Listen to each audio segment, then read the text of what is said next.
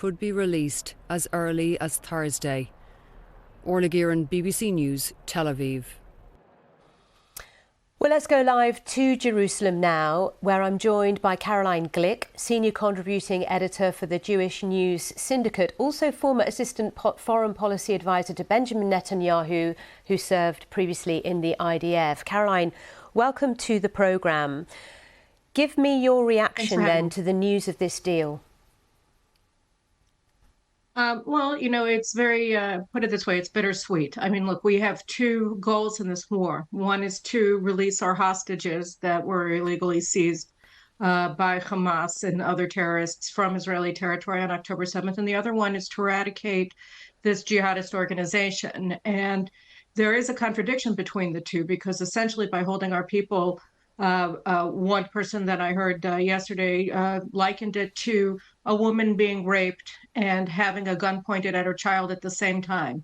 And that's essentially where we are. So we have to get the gun away, but then we really have to go after the rapist. And that's precisely what this deal enables us to do. We're pausing, we're releasing our children, and then we'll go on and continue to fight to eradicate Hamas. For Benjamin Netanyahu and his government, I mean, there was hours and hours of talks and discussions in this Knesset. Also, when it comes to the release of Palestinian women and children being held in Israeli prisons, does that have to be approved by the Supreme Court before that happens? What's the process? Do you know?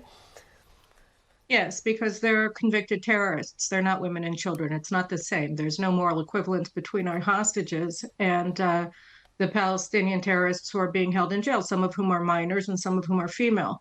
But that's the deal, such as it is. And to understand, you know, it's not that the hostage crisis is over. It's that they're releasing some of our children and some of our women, but they're holding an additional 185 Israelis hostages. And so the hostage problem goes on. But then the idea, isn't it, God willing, our babies out. Isn't the idea, Caroline, that the release of the other hostages will happen there is a process in place, or discussion of a process in place for the other hostages for release, is there not? The process underway is whether Hamas will deign, after they release some 50, whether another 50 will be released over an additional 5 days. But again, they're holding 236. Actually, it's 235 because one of them was murdered by Islamic Jihad, an octogenarian who appeared on a hostage video last week. Islamic Jihad announced that they had killed her.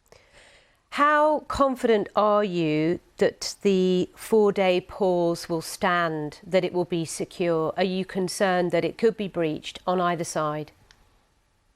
Well, the Palestinians breached it in the round of war that we fought them in 2014. During the humanitarian pause, they killed and seized the body of Hadar Golden, an IDF captain, on the ground in Gaza. And so there's a lot of fear here that Hamas is going to exploit the pause in fighting to try to carry out a similar atrocity against our soldiers on the ground. Yes. So, no, there's no confidence. I mean, we are conducting negotiations with a mixture of the Nazis and Daesh.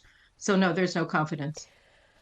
Caroline Glick, thank you very much for talking to us on the BBC. Let's now discuss this deal with Saeed Shahata, who is with BBC Arabic, of course, joining me in the studio. Saeed, tell us what you've been hearing in terms of the reaction to this deal in the social media, Arabic-speaking world, the press. What have you been seeing emerging in the last hour or so?